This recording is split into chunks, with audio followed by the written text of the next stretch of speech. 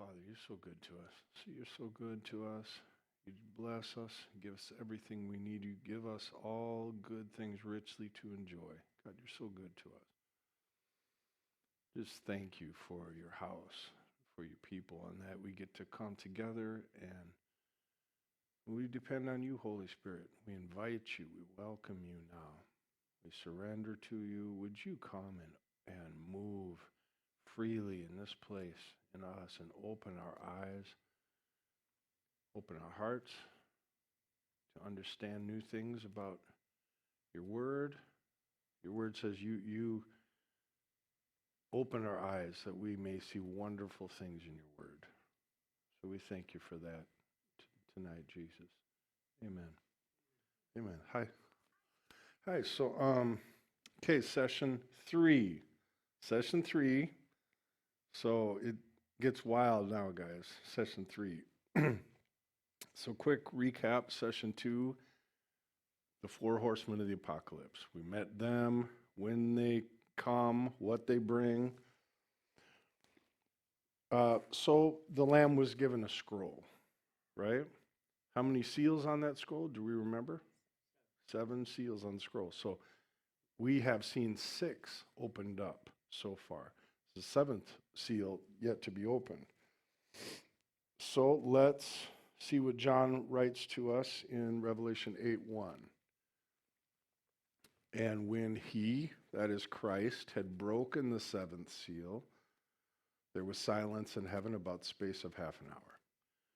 And I saw the 7 angels who stood before God, and to them were given 7 trumpets. Okay, so to them were given 7 trumpets. So Hebrew readers here would see the symbolism of the 7 trumpets against the impregnable walls of Jericho, right? We read about that in Joshua. So Jericho typifies the invincible city of evil, and it was at the time, But in the Revelation, we see another city. We're shown another city. This is like the invincible, supernatural city of evil.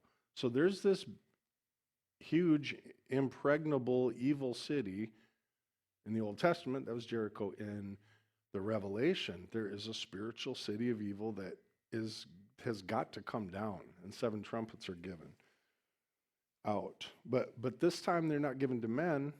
This time the trumpets are given to angels, right? So it's like, yes, there is this massive supernatural city of evil, but God took Jericho down. He can take this one down too. By the way, does anybody happen to recall the name of that evil city in the book of Revelation? Yeah, Babylon, that's right. So now, back to the text. So John continues to write what he sees. Another angel came and stood at the altar, holding a golden censer, and much incense was given to him so that he might add it to the prayers of all the saints on the golden altar, which was before the throne. And the smoke of the incense with the prayers of the saints went up before God out of the angel's hand. So I love this. I love this because I would not have known this. How could we have known something like this? But I'm an intercessor. I know you guys are, we have intercessors and prayers here. And I love that God shows us in his word, God's people are offering up their prayers, and then he adds volume to the prayers of his people with this incense, and it gets even crazier. Then the angel took the censer, filled it with fire from the altar, and threw it into the earth, and there followed peals of thunder and sounds and flashes of lightning and an earthquake. So this is just God's way of showing John he answers the prayers of his people in a big way. And we know that peals of thunder, lightning, earthquake are political ramifications coming into the earth. So, and the seven angels who had the seven trumpets prepared them to sound. Okay, so it's at this point in the Revelation where we begin to hear, and maybe you've read this and wondered about this, where we hear John says, and a third part of the sea turned to blood, and a third part of the sun went black, and a third part of the creatures died. Okay, what is that about?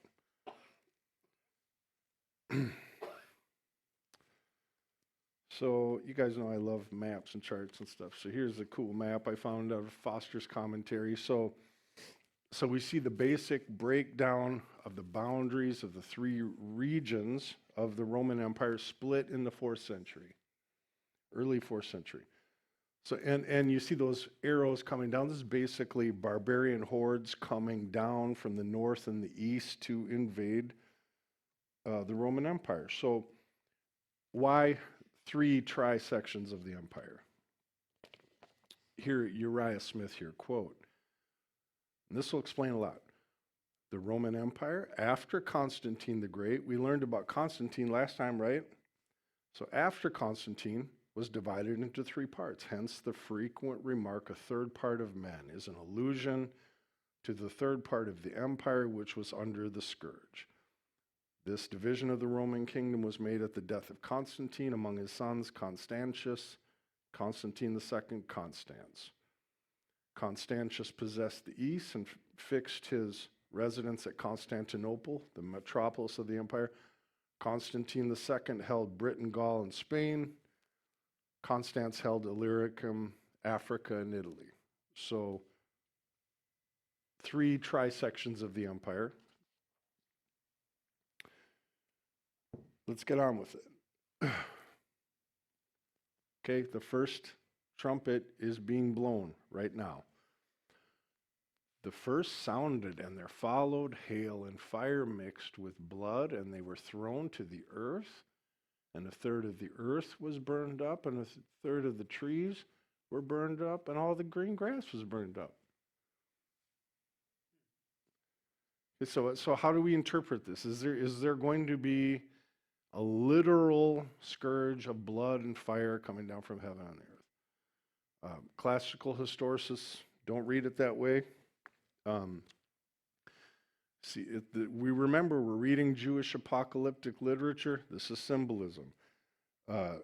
Classical historicists see this as the invasion of the Goths under Alaric, AD 410. So, do you guys remember Edward Gibbon, the historian we met last time?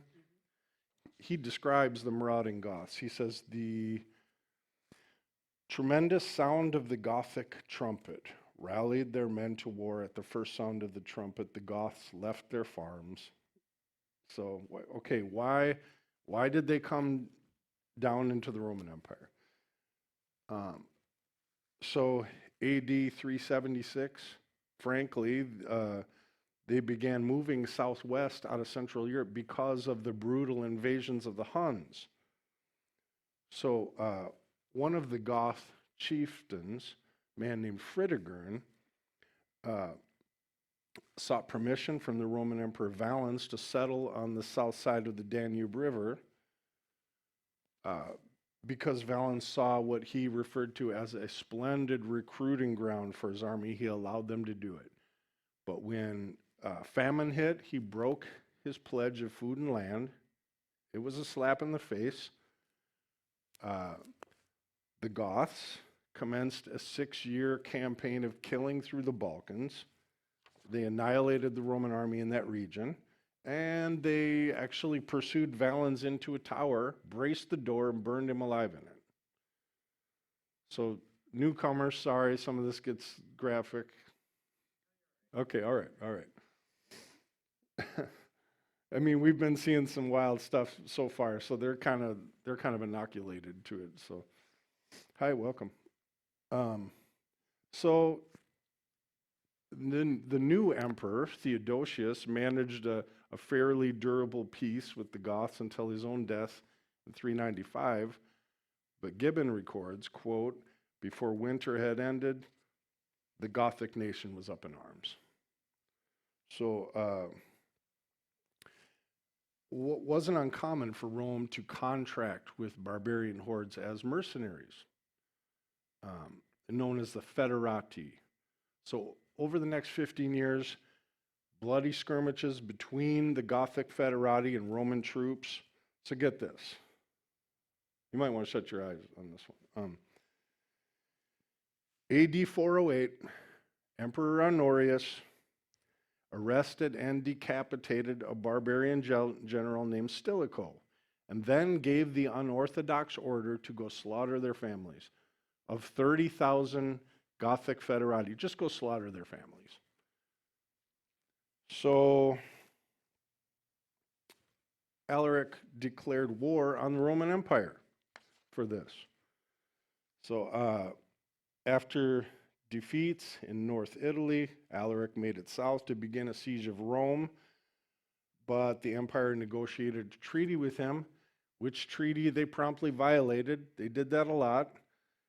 And Alaric redoubled his efforts. His men came through the Salarian Gate on August 24th, AD 410. And they sacked Rome, plundering it. So someone says, okay, the Goths took Rome. That was the end of the Roman Empire, right?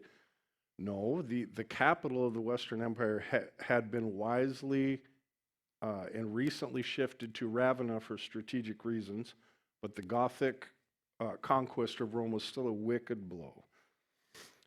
So someone says, okay, what about all this hail and fire and blood? What is that about? We're reading Jewish apocalyptic literature. I know I'm a broken record, but we have to make that clear. We take note that the historian Claudian described the Gothic invasions as a hailstorm because they were relentless and came down from the north, right? And the literalist will argue, well, it says here fire. There was fire. The Goths were one of several barbarian hordes who practiced a scorched earth policy. You guys probably know what that is. They just burned everything in their path when they were done pillaging. So someone says, oh, Claudian was a Christian writer, so he threaded that term in there. Claudian was no Christian. Saint Augustine himself refers to Claudian as the adversary of the name of Christ in Civitas Dei 5. And Orosius describes him as paganus pervicassimus, the obstinate pagan. So he was no Christian, but even the pagan historians got it right. So now, that brings us to the second trumpet.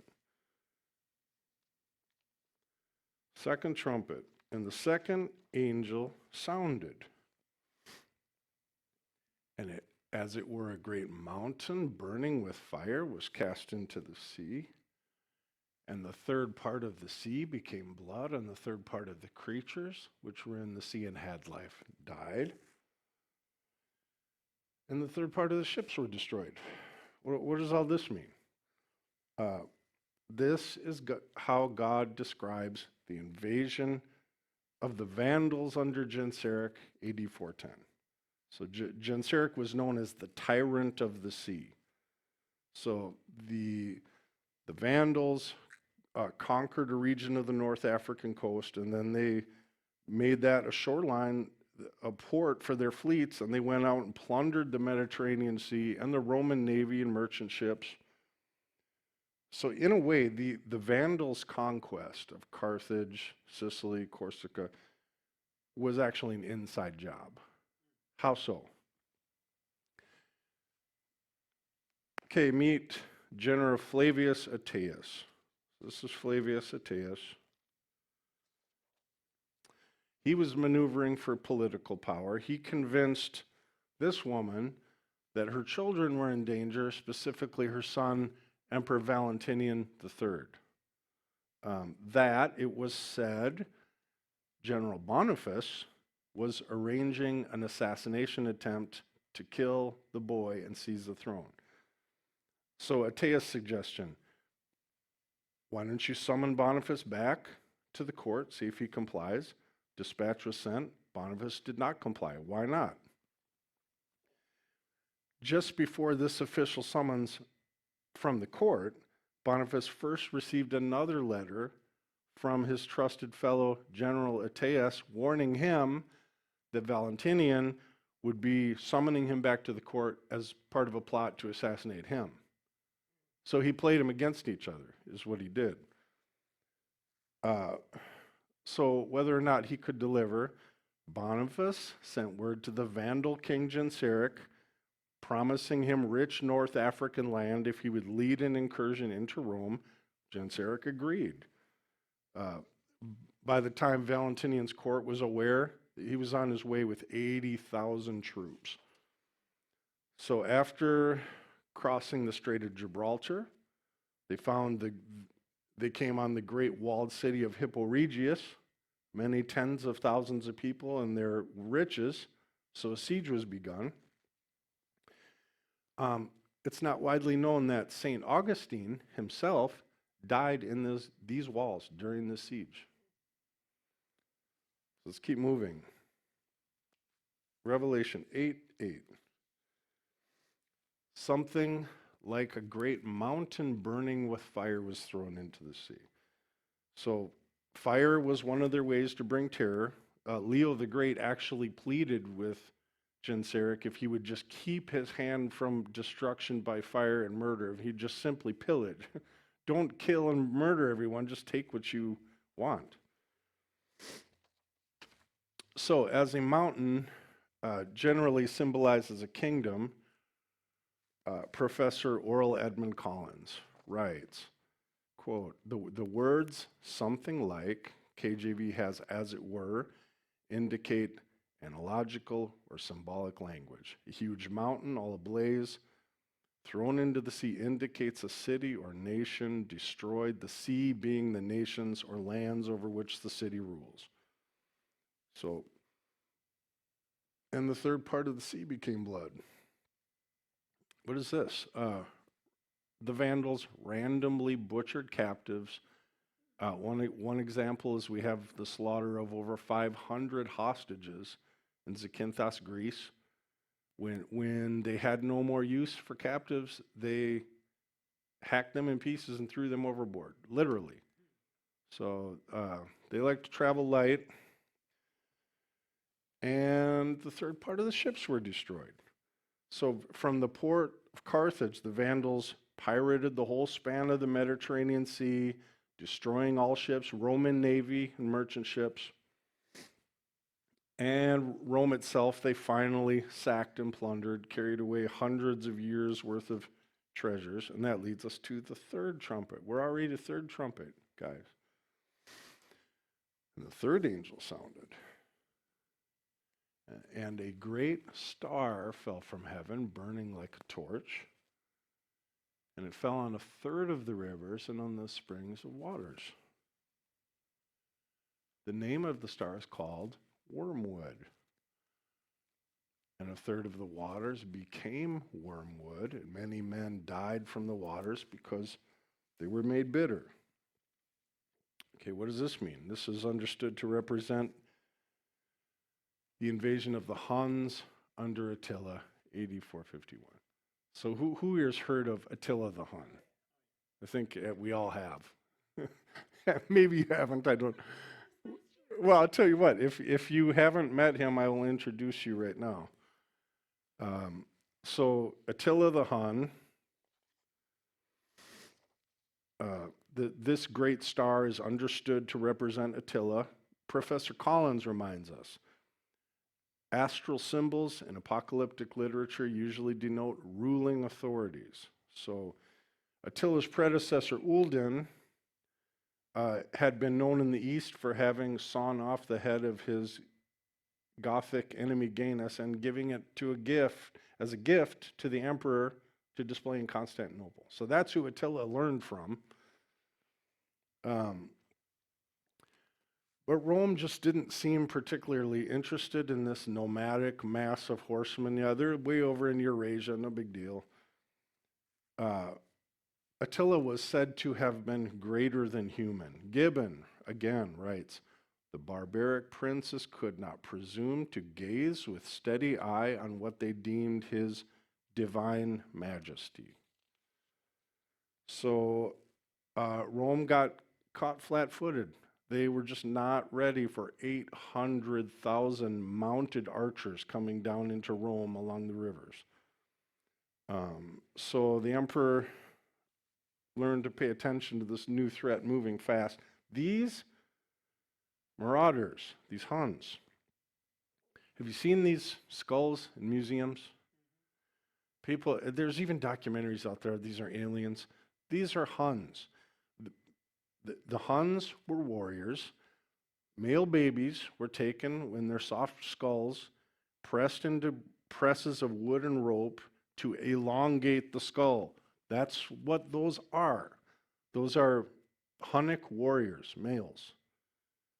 That's what they did with their, all the males were bred to be warriors.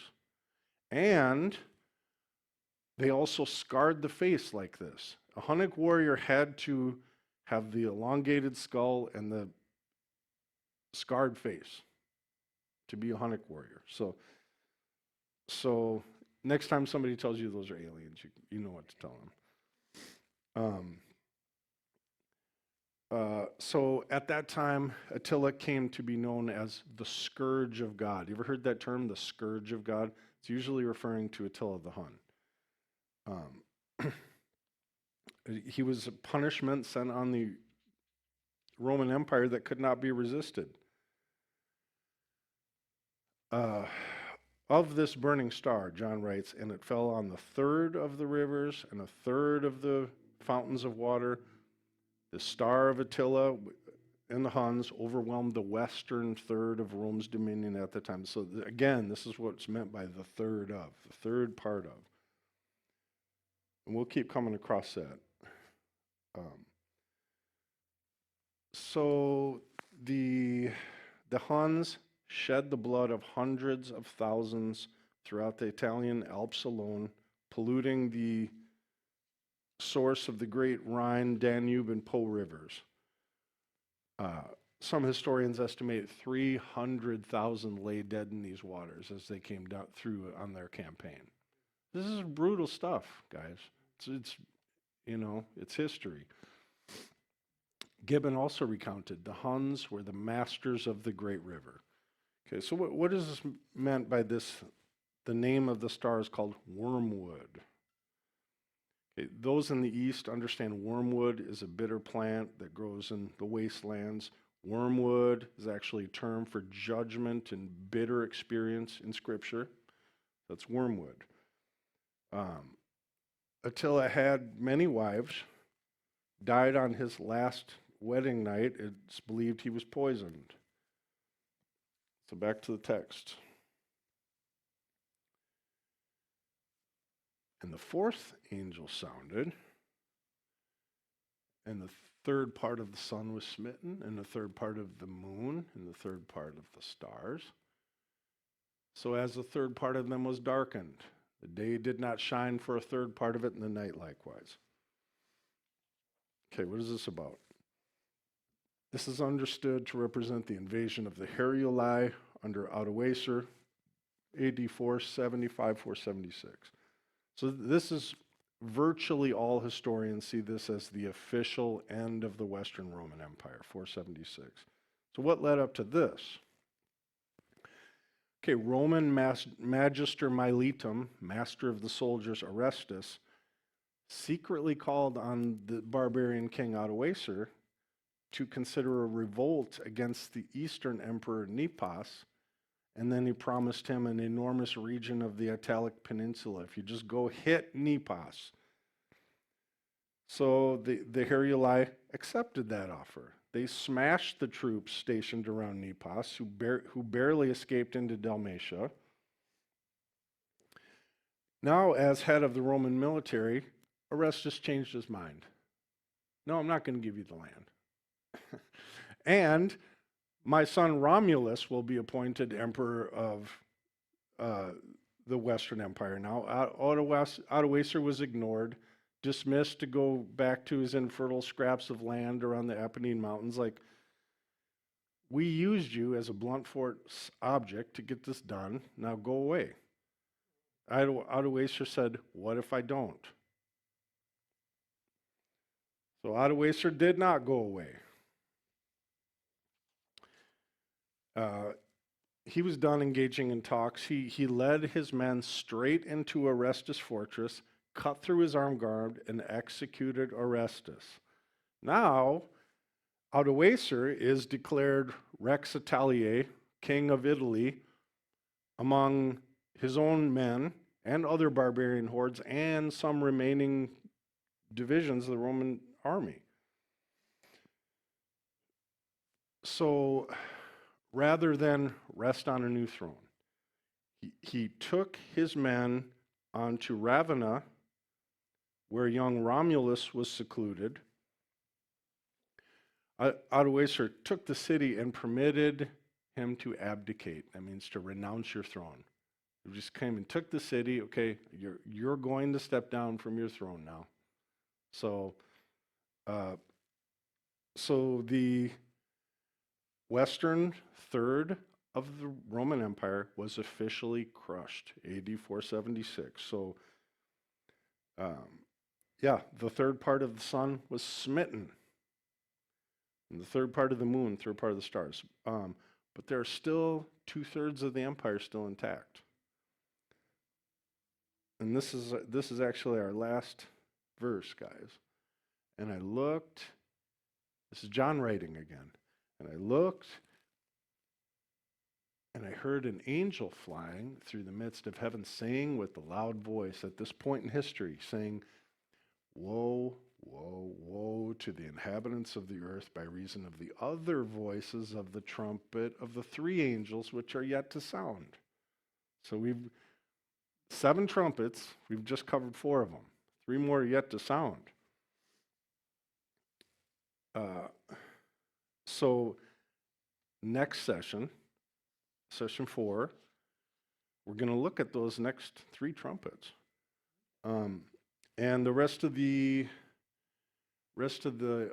series looks something like that. So I'll give you an idea what's coming down the road, and what topics may be of interest to you. But I'm glad you guys came tonight, because this stuff is sequential. It keeps building, right?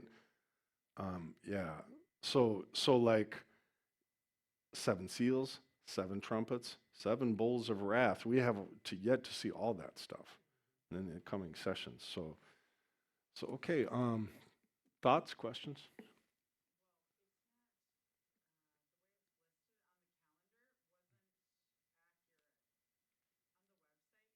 On the website?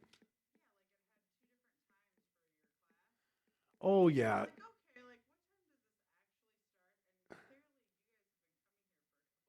Yeah, I'll let Wendy know that. No, no.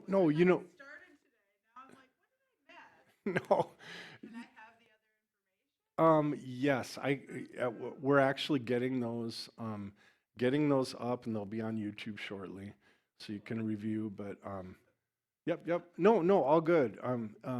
Yeah, no, we actually started we began the series starting at 7, thinking, oh, 7's good, but then we were just twiddling our thumbs for a half hour, so we just thought 6:30 is better. So I did let her know that, but I'll just remind her. Yeah, it's going to be 6:30 from this point on. So every Tuesday, 6:30, we're going to hit the rest of these sessions, and we're going to see all the controversial stuff in the Revelation. Yep. Yeah.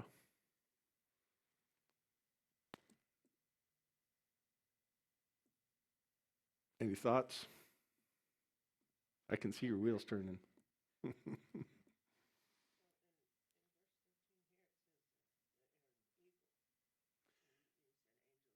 Yeah, no, I know that's a variant reading, and I know so, and I think even later in the Revelation, it transposes those two, eagle, angel.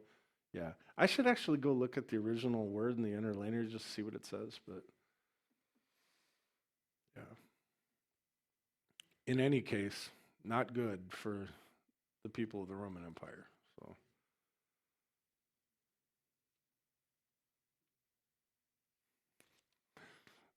Just kind of ruminating on all this? Okay. I know, it's crazy, isn't it, Angela? Because, like, I know, like, we were taught, oh, this stuff's going to happen. This is going to happen in the future on the earth, like, freaking me out. But like session one, we went back and we looked at the three positions: futurism, preterism, historicism. And most of us were taught futurism and ignored the other two positions. So I was always looking for, this Antichrist and this wild stuff and these beasts to happen in my future. If I didn't get raptured, or I didn't know what to think about that, like what is going on. So I think it's going to make a lot more sense to you guys once we get into these later sessions and see this stuff has been fulfilled. Not to say that there's not some sort of multiple fulfillment, dual fulfillment in the future of some sort. I don't claim to know what that is. I'm just, all we can do right now is just examine the evidence that we have, right? And make up our own minds, as we go through this.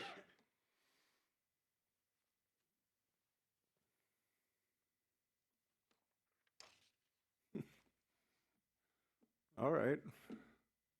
You're looking pretty quiet, so should I close it?